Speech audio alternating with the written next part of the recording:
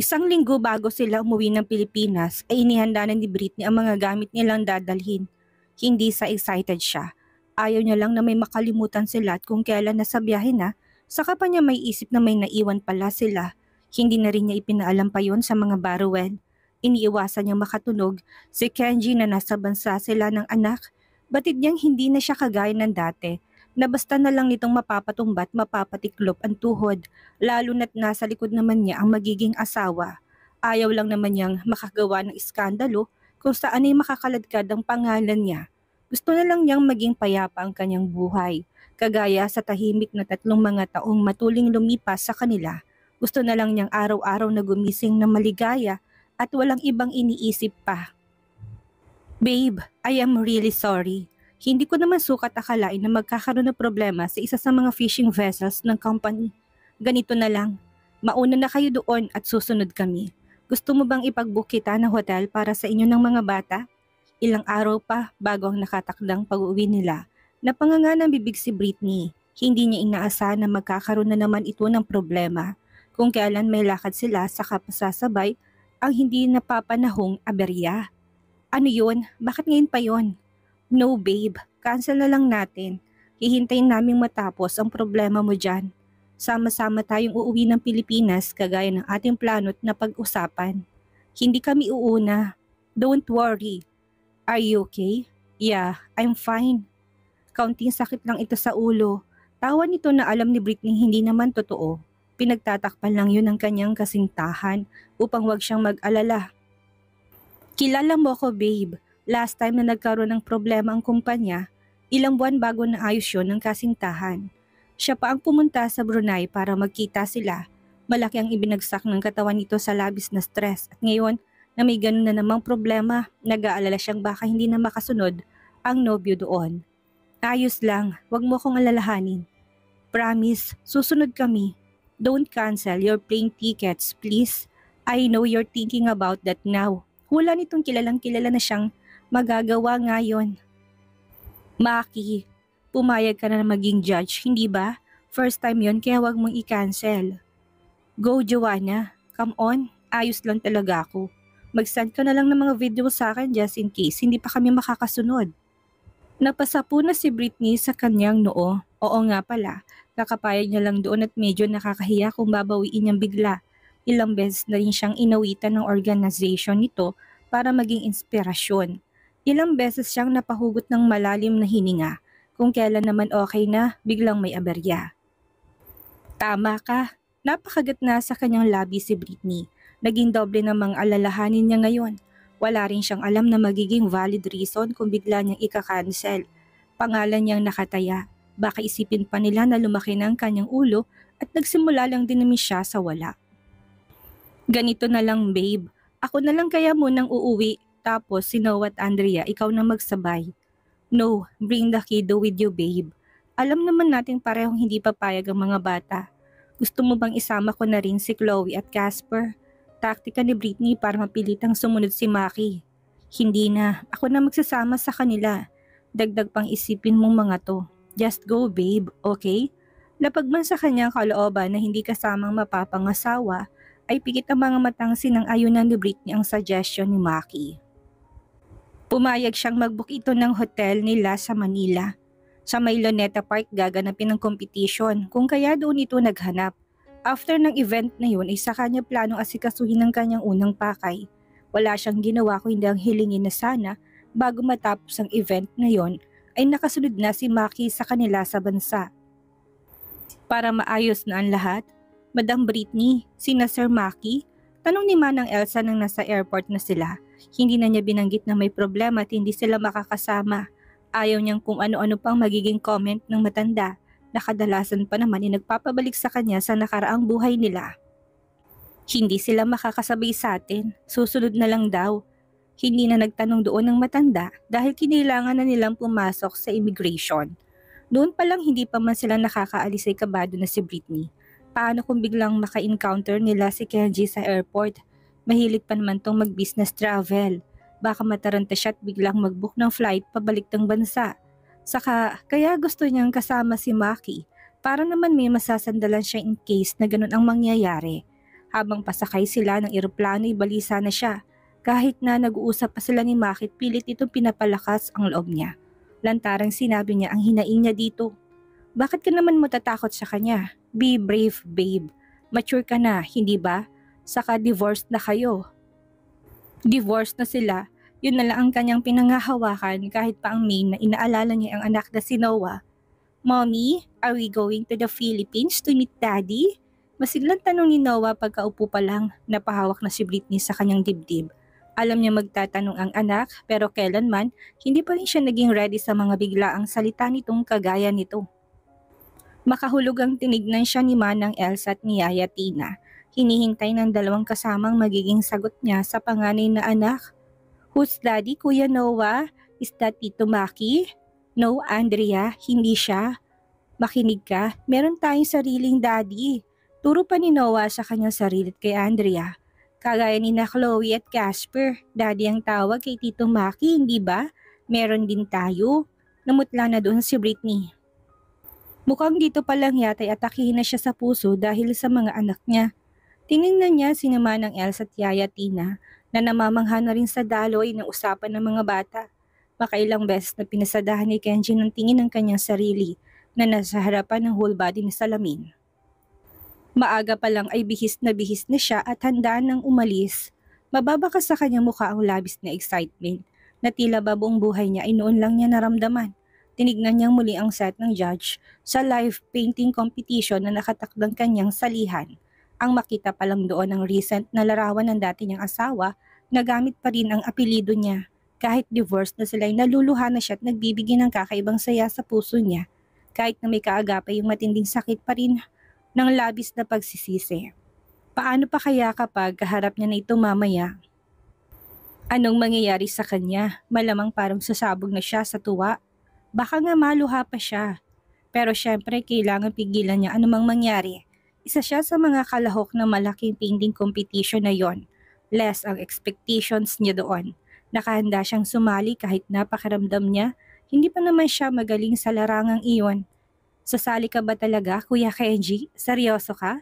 Hindi ka nagbibiro, baka mapahiya ka lang. Oo, sasali ako, hindi ko naman hangad ang manalo. Gusto ko lang siyang makitang muli. Alam ni Althea kung sinong tinutukoy niya, siya rin kasi ang nagsabi sa kanya ng tungkol sa pinagkakabalahan ng dating asawa. Sinabi nitong hindi na siya dadalawin pat bahala na siya sa buhay niya. Pero sa araw ng birthday niya ay nakita na lang niyang bumalik ito ng kanilang mansyon. Na mga panahong iyon ay unti-unti niya nang pinagsikapang ibangon ang kanyang sarili. Buti naman at buhay ka pa, nakangisi nitong wika matapos na bumati. Sa tingin mo ba magpapakamatay ako? Oo, 'di ba? Sobrang kawawa ka. Lumpo, iniwan ng asawa dahil sa kagagawan mo rin. Porket ganito, hindi ba ako pwedeng magbago o bumalik sa kung anong paano ako nakilala? Ngayon pa. Kung kailan huli na ang lahat, hindi pa huli Odessa dahil habang may hininga may nag-aabang pa rin pag-asa. Inirapan lang siya ni Althea na merong naluluha sa pagiging positibong muli ng kapatid. Pumayag na rin si Kenji na magpa-therapy kagaya ng suggestion ng mga magulang kahit pa napakalit ng porsyento na muli siyang makakalakad. Pinanghawakan niya ng lalaki kahit alam niyang mahirap umasa. Tapos masasaktan sa huli. Sa mga sandaling yon ay may mga pagbabago na rin naman na bagamat konti at least meron pa rin. Nagagawa na niyang maligong mag-isa at hindi na umaasa sa caregiver. Nagagawa na rin niyang muling makatulong sa kumpanya kahit na home base lang. Minsan si Althea at ang ama ang nag-asikaso kapag may mga meetings. Pero sa pagdidesisyon, si Kenji na yon kahit hindi siya nakakapunta ng office. Ayaw niyang pumunta dahil ayaw siyang kaawaan ng mga employee at hindi igalang. Minsan kapag wala siyang choice at board, sumasaglit siya doon kaya hindi na rin lingid sa kaalaman ng mga naroon ang sitwasyon. Paano kung ayaw kanyang makita? Ere-respeto ko yon. Saglit lang na makatingin kami ay sapat na sa akin. Mahinang tumawa si Althea na tila ba hindi siya makapaniwala sa bagong mukha ng ugali ng kapatid. Nakakapanibago. Ganun naman talagang ugali nito na makilala niya. Pero dahil sa pagiging malupit sa asawa ay nabura yon sa isipan niya. Saksi siya sa unti-unting pagbabago nito o pagbabalik nito sa dating katauhan niya. Yun ang naging magandang bunga na naging aksidente ng kapatid niya. Kaya mo ba? Kenji, kaya mo bang hindi lumapit sa kanya kapag nakita mo siya? at kausapin siya. Hamon niyang humalukip-kip pa sa harapan ng kapatid. Oo naman. Hindi nga. Makakapagtimpi ka kaya? Oo rin. Sus, yan lang palang magpapabago sa'yo. Kung nalaman ko lang na maaga ako na kusang lumumpo sa'yo, hindi pa sana nawala sa'yo mag-ina mo ng ilang taon. Pangaalas ka ni Althea na tinawanan lang ni Kenji. Ipinilig na ang ulo, natatawa na doon. Sana nga nalaman ko rin ng maaga para ako na mismong naghain sa'yo ng 2 binti ko para maging paralisado. Nagkatawanan ng magkapatid sa mga birong yun ng deep inside naman ay masakit na dagok sa kanila. Nag-aral si Kenji na magpinta. Hindi sa school ko hindi nag-hire sila ng art artist ni ilang araw ang schedule para turuan siya. Noong unay nahihirapan siya dahil wala naman siyang alam sa bagay na yon, hanggang unti-unti na niyang nagamay at na-adapt, nagustuhan na niyang amoy ng pintura, ang bawat tunog ng brush na humahalik sa canvas, ang bawat resulta ng painting na ilang buwan niyang halos pinagkaabalahan. Nahumaling siya sa talentong meron ng dati niyang asawa habang nakakulong sa silid. Kasama ng mga gamit sa pagpipinta, muli niyang naunawaan ang kalagayan noon ni Britney na hindi mangyayari kung hindi niya rin naranasan at ipinaranas sa kanya ng mundo. Ganito palang mga pasakit na ginawa ko sa kanya noon na ngayon ay alam ko na. May pagkakataon na umiiyak siya habang nagpipinta dahil namimiss na ang mag-ina niya habang bumabaha ang napakarami niyang listahan ng pagsisisi. Kasabay ng mga luha ang bawat stroke ng brush upang bigyan niya ng buhay ang canvas na noong una ay walang anumang kulay kung hindi blankong kulay puti. Madalas na yun na rin ang nagpapagaan ng napakabigat na mundo na nakadagan sa kanyang puso. Kaya mo to, Kenji. Kaya mo. Isang araw, muli kayo magkikita kasama si Noah.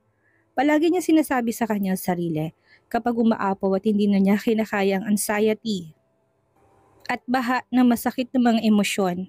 Sinundan ni Kenji ang bawat tagumpay ng kanyang asawa sa larangang iyon na kailanman ay hindi niya nabanggit sa kanyang pamilya. Walang interview nito at short video na hindi niya pinanood. Yun ang isa sa mga naging inspirasyon niya at coping mechanism sa lahat ng paghihirap na pinagdaraanan niya. Pakaramdam niya ay kilalang kilala niya pa rin ang kanyang asawa. Lingid sa kanyang kaalaman ng tungkol sa relasyon nito sa pagiging sobrang private ni Britney sa part na yon. Maging mga picture ng anak nila, hindi niya rin nakikita, kaya hindi niya kilala kung ano ng mukha nito ngayon.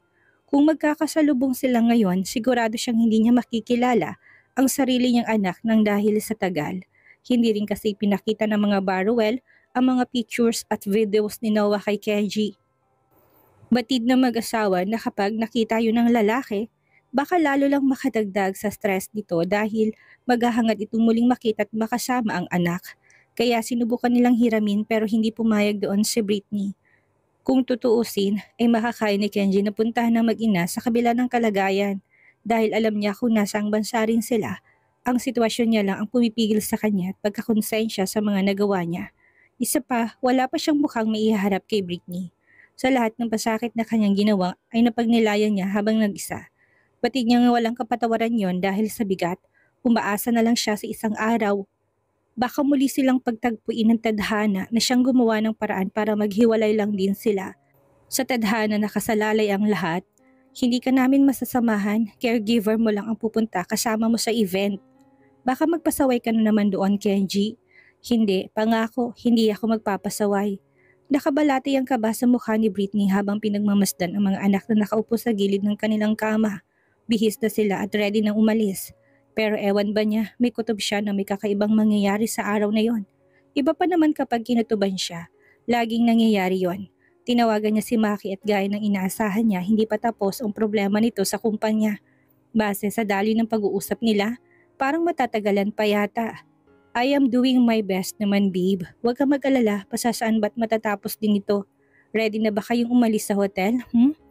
Sayang lang at hindi ka namin kasama. Mas magiging masaya sana kung nandito kayo ngayon ng mga bata eh. Ang original plan kasi nila ay sasamahan siya ng mga ito sa competition. Pagkatapos ng event, sasamantalahin nilang naroon na sila't igagalang mga bata. Pagkatapos saka sila tutulak patungong Pampanga at si Britney naman ang may iwan sa Manila upang asikasuhin ang papers niya. Pagkatapos ma-finalize na yun, isusunduin siya ni Maki para magtungo rin sa Pampanga. Mananatili sila doon 1 linggo bago bumalik at ng Malaysia at ituloy ang planong kasal. Ganon nila na pagkasunduan ng lahat. Pwede pa rin naman kayong maging masaya kahit wala kami. Ano ka ba, babe? Huwag mo kaming isipin, kaya ka nalulungkot eh. Tuloy pa rin naman ang naunang mga plano natin. Paanong tuloy? Nandyan kayo. Tuloy pa rin kasi kapag natapos nyo na ang lahat dyan at hindi kami nakasunod, umuwi na kayo dito. Ibig ko sabihin na tuloy ang kasal. Mapag-unawang tugon ni Maki na lalong nagpalungkot kay Britney. Ganito na lang, in case na ganun ang mangyari, gawin na lang nating destination sa honeymoon ang Pilipinas.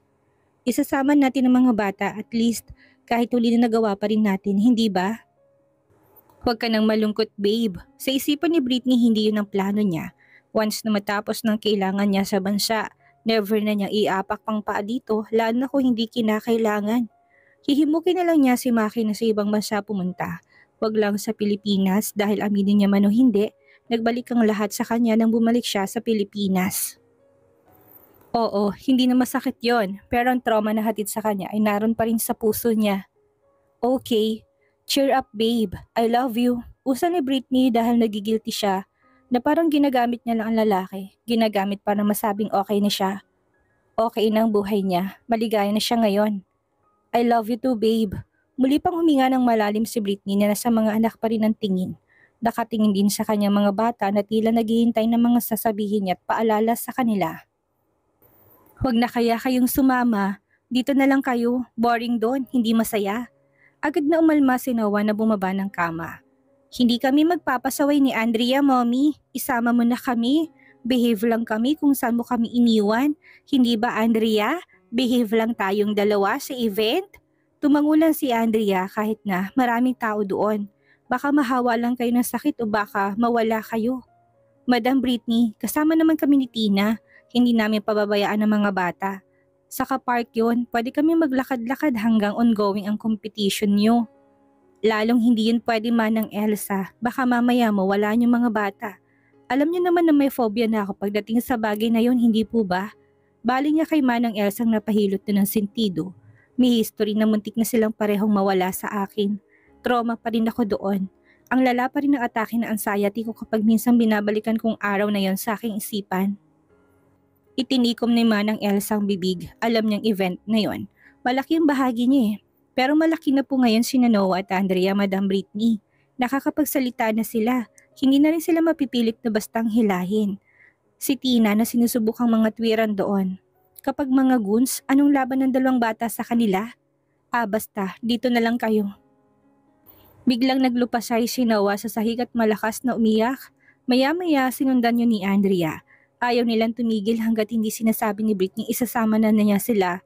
Sa bandang huli nagwagi ang taktika ng mga bata dahil alam nilang hindi sila kayang tiisin ng ina. Hindi sila kayang iwanan na lang doon at iburo sa apat na sulok ng silid. Wala itong magiging choice kung hindi ang isama sila sa pupuntahan nito. Wala ka pa rin talagang laban sa mga anak mo, Madam Britney.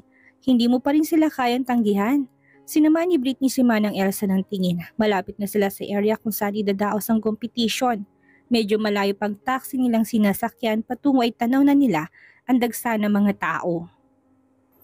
Weekend yon, tapos bakasyon, kaya mukhang maraming tao bilang simbolo ng family day ang weekend. Nakapwesto ng mga kalahok, nakahanda ng lahat. Naroon ang ibang mga judge pero hindi pa naman nagsisimula ang lahat. Hindi na bago si Britney sa ganong tanawin at event.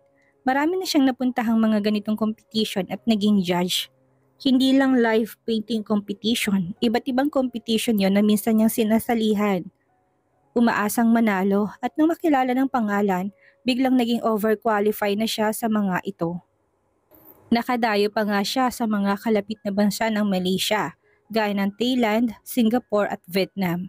Wala naman siyang kakaba-kaba noon, marahil ay dahil ito rin ang unang pagkakataon na kasama niya mga bata sa bansang pinangingilagan niya pa yon. Kung hindi lang talaga kay Maki, hindi niya tinanggap ang offer na maging judge dito. Noah, Andrea, huwag na wag hihiwalay kay Manang Elsa at Yaya Tina ha? Huwag niyo akong bibigyan ng panibagong trauma sa araw na to. Please lang. Huwag kayong magpapasaway at Manang Elsa, Tina. Pakibantay ang mabuting mga bata, baka hindi ko nakayanin kung maulit ang kaganapang yun noon. Tumangulang si Manang Elsa at Tina na bahagya na patungo ang ulo. Binalingan ni Britney ng mga bata na abala ng mga mata sa panibagong paligid nila. Halatang curious sila sa lahat ng mga bagay. Noah, Andrea, Kinakausap ko kayong dalawa. Opo, Mami. Masiglang duet ng dalawang batang malaki ang ngiti sa kanilang ina. Ano kayang gagawin ni Britney kapag nakaharap niya si Kenji? Anong gagawin niya kapag nakaharap ni Kenji ang anak nila? Kakausapin ba ni Britney si Kenji o gaya ng dati ay iiwasan at ilala yung anak nila? Yan ang ating aalamin sa susunod nating kabanata.